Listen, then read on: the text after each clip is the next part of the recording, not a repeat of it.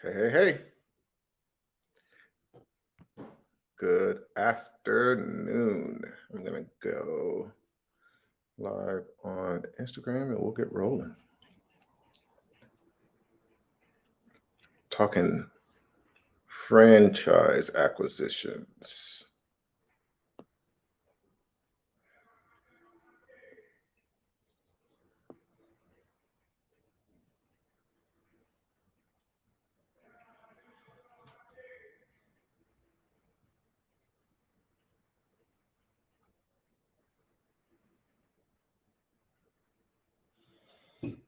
Oh,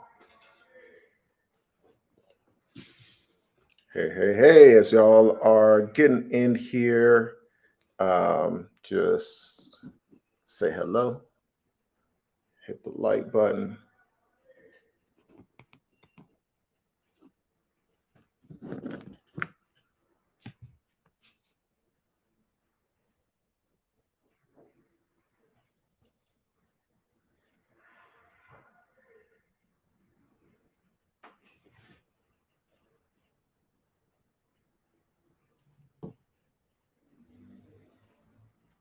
Cool. All right. Got John popped in. Says, how's it going, Ace? I am great, man. It's just nice to be getting into the end of the year. Deals slow down. I don't know how much I talked about it last time, but November was very, very crazy getting to the end of the year, trying to get things done that could get done before December. December's the slowest month as far as deal flow, as far as closing deals. Everybody kind of checks out after Thanksgiving. So over on Instagram, we got Todd Billion. If you aren't following him, amazing entrepreneur at Todd Billion on Instagram. Thanks for popping in. So yeah, this end of fourth quarter, things don't close. November was crazy. We had our board meeting in Puerto Rico. We had a business buyer retreat in Miami. Had due diligence in Jacksonville, in Atlanta, just a couple meetings, and then got to spend Thanksgiving with the fam, which was nice, and then was in Buenos Aires. So it was a busy month. Like kind of, I was talking to somebody about. It's like, yeah, it was such a blur. I was just getting things done, but yeah, it was, and just a few days in each city. But now I've got December to kind of chill out, rest up, get prepared. I love spending the last 2 weeks, especially of December, preparing and planning for 2022, which brings us to today's video because a big part of my strategy in 2022, when I'm doing these videos and I'm telling you, okay, here's how you can make a million in 2022. This is part three of that. Each of the strategies that we've talked about in each of these has been things that I'm actively doing. The due diligence deal that I mentioned, that's a 6 unit, plus we're looking to get a piece of the franchisor. With each of these deals, each of the strategies that I'm talking about is things that I'm actually doing, and I want to talk about number one, the why behind it, and then number two, what you need to be doing. And one of the cool things, franchising is such a big part. It's such a big opportunity right now that I'm actually launching another YouTube channel. We're just literally putting it together right now, but you can go ahead and subscribe. The link is in the description. But yeah, it's Franchise Money, and we're going to be going deep into franchising. Actually, I'll share that link. It won't come up now in the search because it's literally brand new, but we are streaming this over on that channel as well. So I'll share that on Instagram as well later. All right, so let's talk franchising. First of all, the opportunity. One of the things that happened because of COVID was there were a lot of small businesses that went out of business. And this leaves an opening, this leaves a void as things get back to normal. And I'm not a big fan of starting a business from scratch, but I am a big fan of franchises. Now, preferably, you're buying an existing franchise. I like buying an existing franchise because that's the easiest way to get something that's easy to expand. If you buy, I've bought a few franchises, but after buying that franchise, then it becomes easy to open up new units.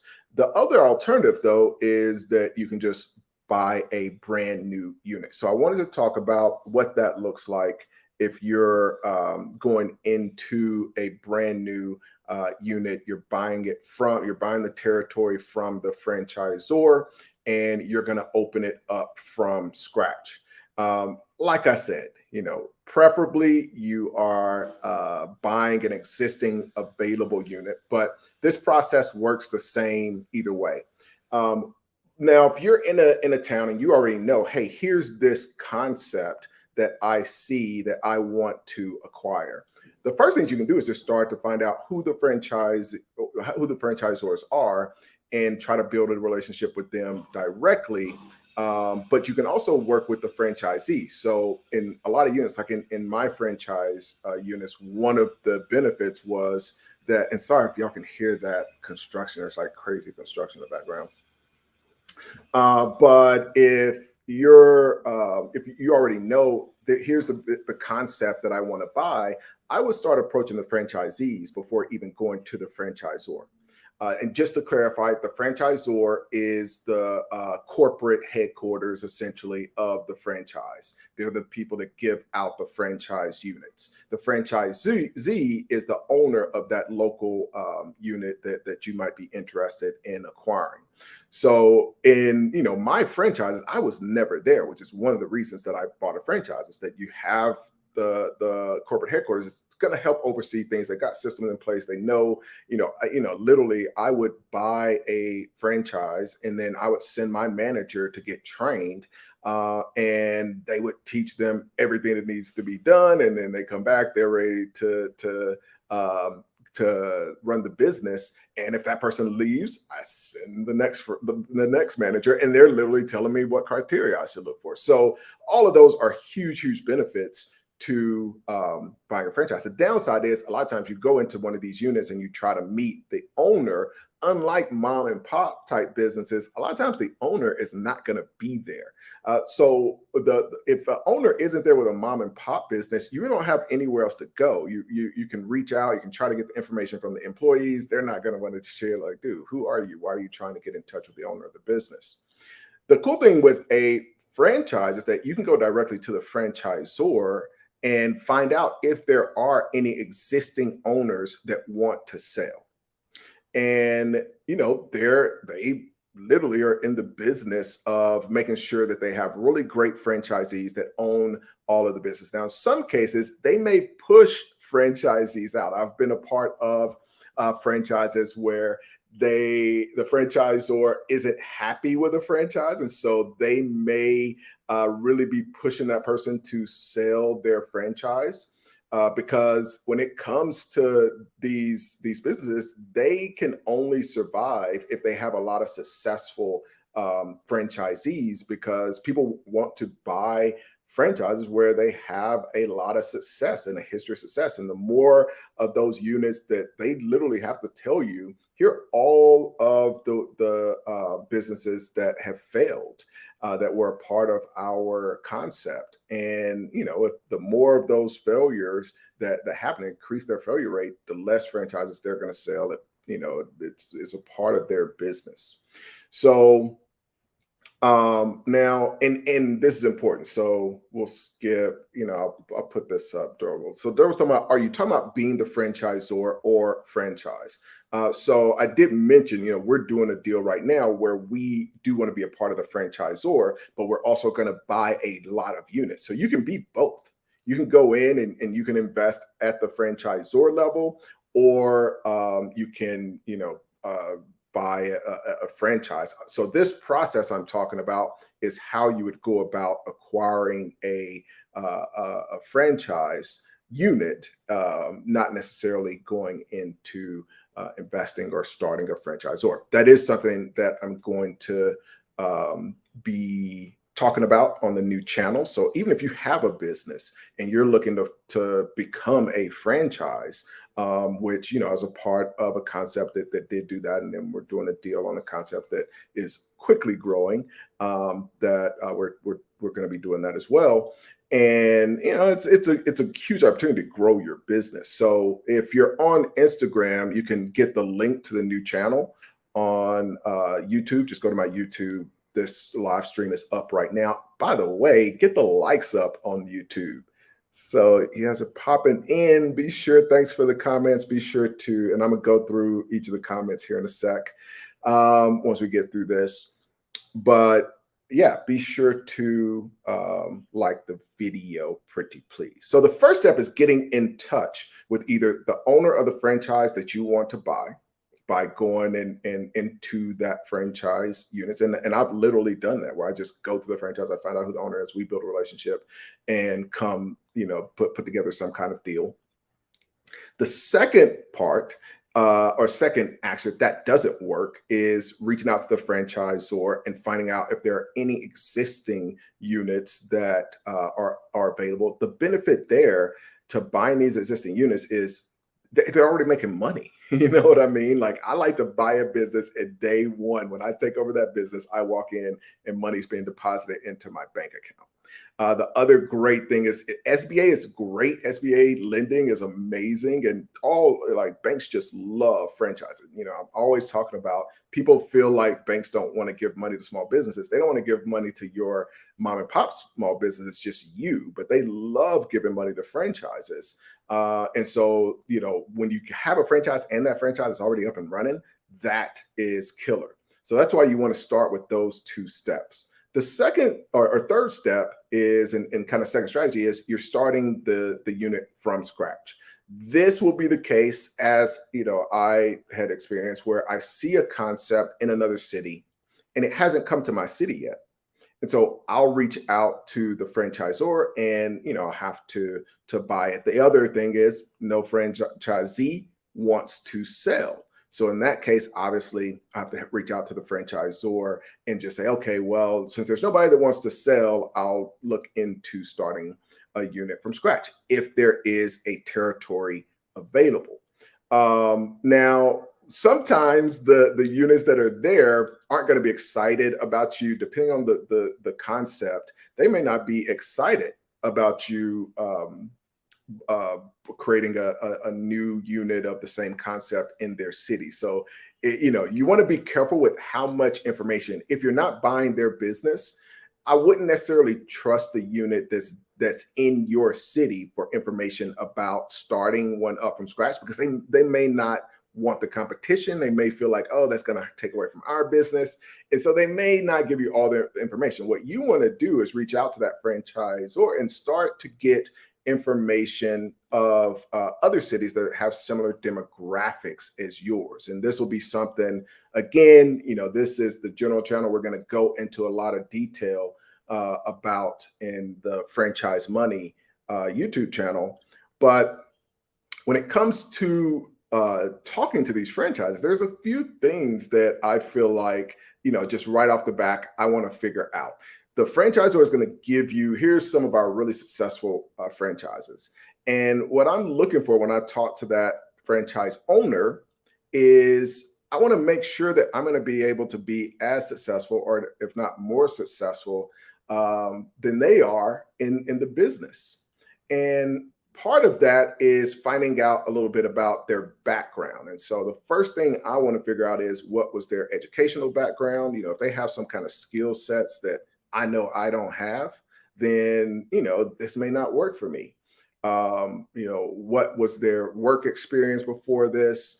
And then even just personality. If they have a different personality than my personality, it may not work for me. If they're very aggressive, if they're very type A, or they're just a huge people person, and they're like, every day I'm at networking events and I love going to these networking, I'm like, okay, for me, I could be very much an introvert. And so, it's like, I'm not trying to go to a I'm sorry, I was totally off the screen over here on Instagram, but I'm not trying to go to a event or networking event every single day. But some people, that's exactly what they want. So I'm looking at what's their skill set, what's their personality type, and then thirdly, I'm looking at how much time are they spending in the business? What are they putting into it? And how did that change when they're first starting versus how much time they're spending in it now. The next part is, how's it going? How's the business doing? I look at that in a couple of different ways. I want to figure out if how's the business going as far as their personal goals when they entered the business, based on what the franchisor told them was capable, and based on what their expectation was, how's the franchise doing? And then the other part is lifestyle wise. Are you able to take vacations? I've been a part of businesses where it was like, I remember I was going to the Caribbean one time, and just like I had 3 units of franchise, and every 30 minutes I was getting some call or some question. I'm like, oh my goodness, this thing is like nuts. So you want to know what their lifestyle is like. And then some of the specific questions I like to figure out is, why did you decide to buy the franchise? Sorry about that. And then what franchises were they considering when they bought? So when they were trying to figure out, okay, what franchise do I want to buy? What other franchise were they looking at? And for you, that could be some other ideas, you know what I mean, on franchise opportunities. But at least you get a sense of, okay, they looked at all these things and they felt like this was the best. And then the third question is, do you feel like that was a good decision? So why did you buy? What other opportunities were you looking at? And are you happy? Do you now regret? Do you feel like, oh, I feel like this other one would have been a better match for me? Next is how long they've been in the concept and how long it took them to reach their goals. So if they say, yes, I'm happy with where I have gotten, like how long did that take to get there? What are your main roles in the business? And then how many locations they have right now and how many more locations they want. One of the things I'm looking for when I ask that question is I want them to still want more. If they're like, oh, I've got 3 and I don't want any more, my question becomes why? Is it because, it's too much of a headache? Is it you're really tired of the business? If it's 1 especially and they're not interested in more units, that's a concern. Like most of the concepts that I've been a part of, everybody's looking to grow. Everybody loves the business. They see the opportunity and they're looking to grow. That was definitely the case. I actually was just hanging out with a buddy of mine that when I owned the Play-Doh's Closets in Tennessee, he ended up buying 1 in Memphis. And, I was buying more. He ended up with 4. And so everybody that I knew was interested in buying more. So that's really crucial to selection, this very top level of, is this something I'm interested in or not? And then kind of another final thing, and then we'll go into some question and answer, is, how has the franchise improved the business since they've acquired it? I'm always looking for a franchisor that's actively trying to improve the system. Like nobody, gets a business perfect and then just can stop. I want a franchisor that they're always looking for, how can we grow and make our franchisees more profitable? So in that first conversation, this is just initial, obviously there's a lot of due diligence that you want to do as you go forward. Speaking of which, I've got a due diligence call on a business and franchise space in a couple hours. But I think that because of where we are from a marketplace standpoint, because of a lot of the mom and pop businesses that have closed, the easiest way to get something up and running and start profiting is a franchise. And then on the back end, kind of the other side of this, and even a little bit of what we're looking to do in some of our private equity funds, there are a lot of funds that have popped up that are buying these franchise units because it's the closest thing you can get to real estate. So when you're, in in a private equity fund, what you're looking for, what are the opportunities that I can get into a business and make a great return, but not have to deal with a lot of headaches. And this is one of those unique spaces where they're able to take advantage of a system. They don't want random businesses that they're going to have to figure out on a day-to-day basis how to improve, how to grow. They love these types of business models where they can just buy some franchise units. And so the idea being that you can start these, you can run them, and you have some ready-made buyers that are ready to bid at a really strong multiple for your business. All right, let's get into some of the comments and stuff. If buying a franchise is something you're interested in, be sure to reach out. You can go to acechapman.com. If you want to learn more about this, check out the link in the description. And I'm going to be talking about it a lot more over on the Franchise Money channel. Cool. Let's see. Let's catch up with some folks. We got Easy Money Mellow. Yo, what's good, Ace? Thanks for popping in, homie. I certainly appreciate that, man. We're just chatting over on IG. We got LK.